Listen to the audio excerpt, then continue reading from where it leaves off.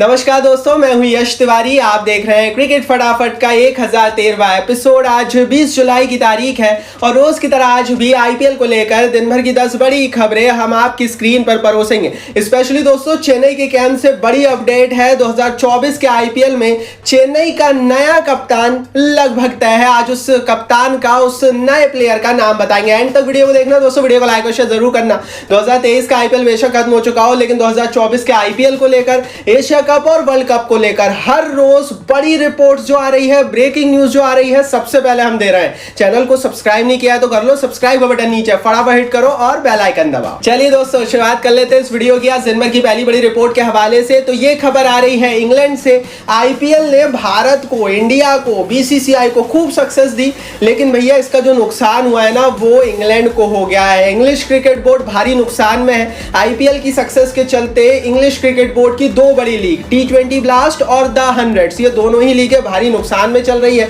देखने वालों की संख्या इन दोनों ही लीग्स के लिए साल दर साल कम होती चली जा रही है और इन दोनों ही लीग्स को कम प्रॉफिट हो रहा है साल दर साल। और इसी को लेकर इंग्लिश क्रिकेट बोर्ड के हवाले से रिपोर्ट यह है कि इंग्लैंड अपनी इन दोनों लीग्स को बंद कर सकता है और आईपीएल की कॉपी करते हुए 8 टीमों का एक नया टूर्नामेंट शुरू कर सकता है। आपको बता दूं दोस्तों कि इस समय पूरी दुनिया में आईपीएल को कॉपी करते हुए, आईपीएल की टीमों को कॉपी करते हुए और आईपीएल टीमों के मालिकों को साथ लेकर लीग्स तैयार की जा रही है। हमने देखा ऐसे 20 की शुरुआत हुई, यूएसए में आईपीएल हुआ, सीपीएल, पीएसएल तो पहले ही शुरू हो गए थे। अब इंग्लैंड भी इस राह पर चलने वाला है और इंग्लैंड का भी अपने वर्जन का आईपीएल आएगा। हालांकि इंडियन प्लेयर्स को खेलने की इजाजत नहीं होगी, लेकिन इंग्लैंड वाला जो आईपीएल आएगा ये फेमस हो सकता है क्योंकि इंग्लैंड के पास प्लेयर्स अच्छे हैं और इंग्लिश क्रिकेट बोर्ड के पास पैसा भी अच्छा है, तो दुनिया के दूसरे देशों से बड़े प्लेयर्स को बुलाया जा सकता है। इंग्लैंड में क्रिकेट का क्रेज भी है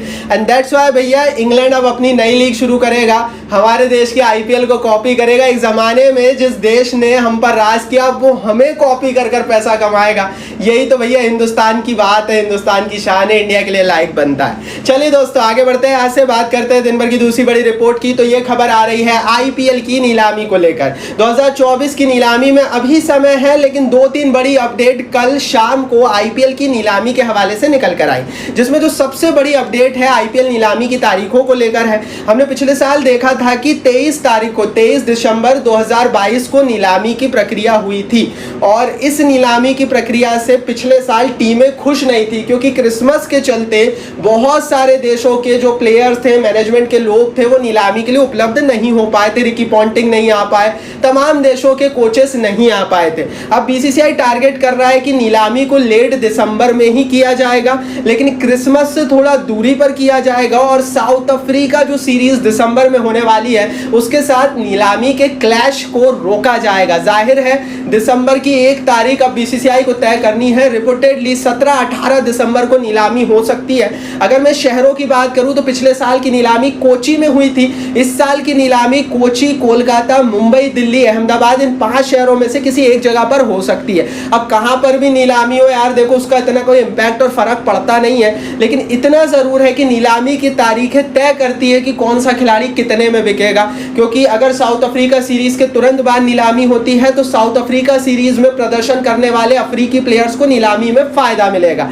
अब आप बताओ भैया कि इस नीलामी की तारीख क्या होनी चाहिए? अपनी राय आप कमेंट बॉक्स में लिखकर बताना। नीलामी के लिए लाइक जरूर करना नहीं किया हो तो। चलिए दोस्तों आगे बढ़ते हैं, आज से बात करते हैं दिन भर की तीसरी बड़ी रिपोर्ट की। तो ये खबर आ रही है आईपीएल में सभी 10 टीमों के बैलेंस पर्स को लेकर। हमने पिछले साल के आईपीएल में भी देखा था 95 करोड़ रुपए हर टीम के पास थे नीलामी में खर्च करने के लिए। 95 करोड़ रुपए बड़ा अमाउंट होता है। हालांकि इसमें से रिटेन्ड प्लेयर्स की कीमत को काट कर ही नीलामी में पैसे खर्च करने के लिए बचते हैं सभी टीमों के पास रेस्पेक्टिवली। लेकिन इस साल भैया बैलेंस पर्स को, जो टोटल बैलेंस पर्स है, उसको बढ़ाया जा सकता है और हर टीम के पास 100 करोड़ रुपए होंगे रिटेंशन करने के लिए प्लस खिलाड़ियों को खरीदने के लिए नीलामी में। तो बैलेंस पर्स को बढ़ाया जाएगा। एक जमाने में हर टीम के पास सिर्फ 30 करोड़ रुपए हुआ करते थे। आईपीएल इतना बड़ा हो गया कि हर टीम के पास 100 करोड़ है और अगर ऐसी स्थिति बनी रही तो बहुत जल्दी कई सारे प्लेयर्स 20-20 करोड़ रुपयों में बिकेंगे। सीधा गणित है भाई, जितना बैलेंस पर्स टीमों के पास होगा,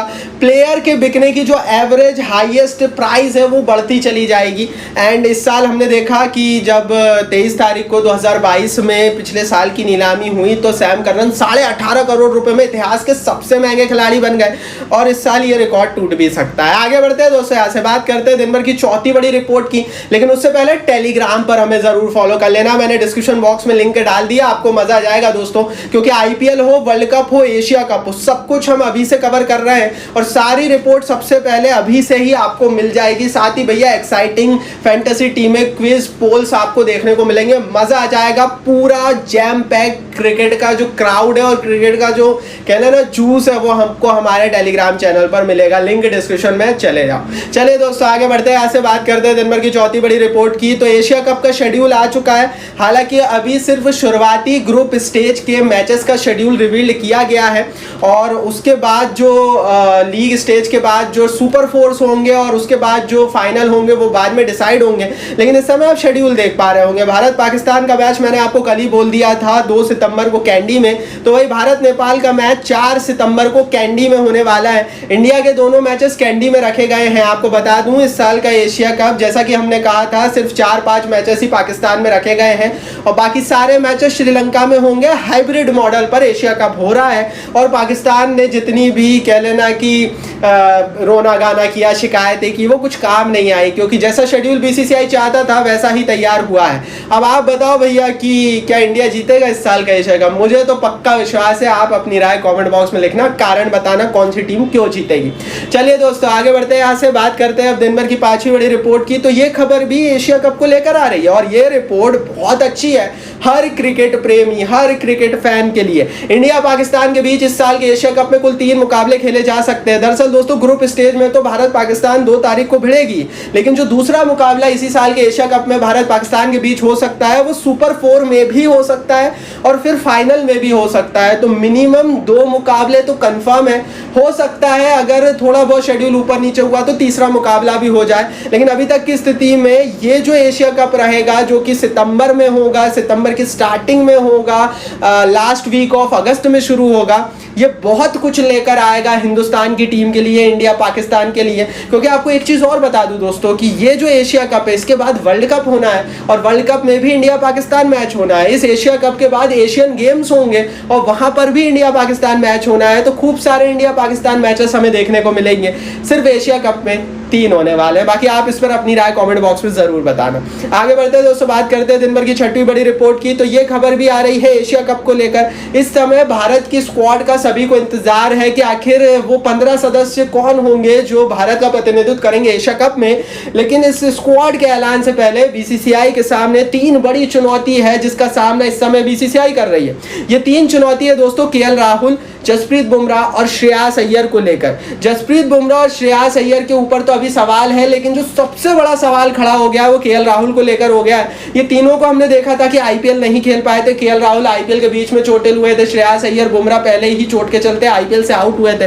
केएल राहुल की इंजरी को लेकर रिपोर्ट यह है कि अभी उन्हें थोड़ा और समय लगता है रिहैब करने के लिए, और ऐसी स्थिति में क्योंकि उनकी इंजरी बहुत ज्यादा नई है उन्हें टाइम लगेगा और हो सकता है वो एशिया कप की स्क्वाड का हिस्सा ना हो। और एक चीज बता दूं दोस्तों कि अगर ये तीनों में से कोई भी खिलाड़ी एशिया कप में नहीं खेला ना तो फिर इनके वर्ल्ड कप में सेलेक्ट होने के चांसेस बहुत कम हो जाएंगे, क्योंकि without any performance, without any form आप किसी भी खिलाड़ी को ऐसे ही कि वो चोटिल है उसके बावजूद भी वर्ल्ड कप की स्क्वाड में सेलेक्ट नहीं कर सकते। 5 सितंबर तक वर्ल्ड कप की स्क्वाड का भी ऐलान होना है। तो जाहिर है केएल राहुल के लिए इस साल का वर्ल्ड कप और एशिया कप दोनों अब टेंशन का सबब बन गया। चलिए दोस्तों आगे बढ़ते हैं, यहाँ से बात करते हैं दिन भर की 7वीं बड़ी रिपोर्ट की। तो ये खबर आ रही है चेन्नई सुपर किंग्स के नए कप्तान को लेकर। अगर आज से 4 साल पहले हम जाएं तो किसी को अंदाजा नहीं था कि चेन्नई का अगला कप्तान कौन होगा। इवन कोई सोच भी नहीं सकता था धोनी के अलावा चेन्नई की कप्तानी कौन करेगा, क्योंकि ये बड़ी जिम्मेदारी है। चेन्नई बहुत सक्सेसफुल टीम रही है थैंक्स टू महेंद्र सिंह धोनी। लेकिन अब रिपोर्टेडली दोस्तों जो 2-3 साल पहले तक नहीं थी रियलिटी वो रियलिटी होगी। ऋतुराज गायकवाड़ जो पिछले 2 साल में जिनका उदय हुआ है वो इनके कप्तान होंगे। जीतेश शर्मा जो कि एशियन गेम्स में भी सेलेक्ट हुए हैं, गायकवाड़ के 2 से आईपीएल में भी खूब चले थे, उन्होंने एक बड़ा बयान, बड़ा हिंट दिया है। उन्होंने कहा है Ruturaj should have good idea for captaincy playing under Mahendra Singh Dhoni. Ruturaj Gaikwad के पास कप्तानी का अच्छा आइडिया है, वो महेंद्र सिंह धोनी के अंदर कप्तानी कर चुके हैं। रिसेंटली एशियन गेम्स जो होने वाले हैं उसमें टीम इंडिया की जो स्क्वाड का ऐलान हुआ है, जो चाइना में एशियन गेम्स होंगे, वहां पर ऋतुराज गायकवाड़ कप्तानी करते हुए नजर आएंगे भारत की टीम की। और यहीं से ये सारा हिंट, सारी बातें निकल कर आ रही है कि महेंद्र सिंह धोनी ने इनका नाम आगे किया है। महेंद्र सिंह धोनी ने बीसीसीआई से रिक्वेस्ट की है कि भैया गायकवाड़ को थोड़ी सी कप्तानी दी जाए और कैप्टन के रूप में उनको साइकिल में लाया जाए, क्योंकि रिपोर्टेडली चेन्नई की टीम इस साल के आईपीएल में उनको कैप्टेंसी हैंडओवर कर सकती है। तो भैया सीधा हिंट यहां से ये निकल कर आ गया। और जीतेश शर्मा ने भी कह दिया है कि गायकवाड़ साहब को फुल आइडिया है, एंड रिपोर्ट्स भी यही कह रही है। और मैं तो पिछले 7 महीने से चीख कर बोल रहा हूं कि भैया गायकवाड़ ही वो अगला खिलाड़ी होगा जो चेन्नई की कप्तानी करेगा। बहुत सारे लोगों ने जडेजा सोचा, बहुत सारे लोगों ने दीपक चहर तक का नाम भी सोचा, लेकिन सच्चाई यही है भाई कि महेंद्र सिंह धोनी का कोई उत्तराधिकारी बन सकता है और ऋतुराज गायकवाड़ भी है। इसको लेकर एक चीज और जीतेश शर्मा ने कही। जीतेश शर्मा ने कहा, जो कि भारत के इस समय विकेटकीपर है, कि महेंद्र सिंह धोनी की जो कूलनेस और कामनेस है वो सिर्फ ऋतुराज गायकवाड़ में दिखती है। अब इस बात से आप कितना सहमत हो, यह आप कमेंट बॉक्स में लिखकर बताना। कमेंट बॉक्स नीचे यूट्यूब ने आपके लिए दिया, फटाफट अपनी राय दो।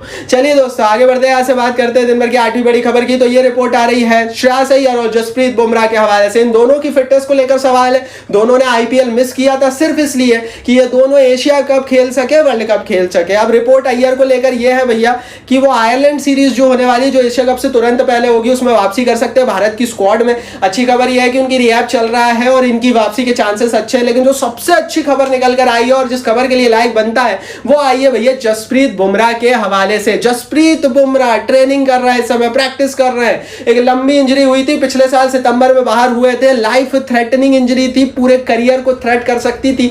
अब उस इंजरी के हवाले से रिपोर्ट यह है कि अब उन्होंने प्रैक्टिस शुरू कर दी है। मतलब भैया हमारे बुमराह आएंगे, वापस खेलेंगे एशिया कप, वर्ल्ड कप, बनता है इनके लिए बड़ा लाइक। चलिए दोस्तों आगे बढ़ते हैं, बात करते हैं दिन भर की 9वीं बड़ी रिपोर्ट की। तो ये खबर आ रही है इमर्जिंग एशिया कप के हवाले से। इस समय इमर्जिंग एशिया कप भी चल रहा है जिसमें भारत की टीम भी खेल रही है। हालांकि इस इमर्जिंग एशिया कप में इंडिया की टीम इंडिया ए नाम से खेल रही थी और पाकिस्तान की टीम पाकिस्तान ए नाम से खेल रही थी। लेकिन बहुत गजब हो गया, क्योंकि इंडिया ए की जो टीम थी, इसकी कप्तानी यश ढुल कर रहे थे, उसमें आईपीएल के बड़े बड़े सितारे खेलते हुए नजर आ रहे थे।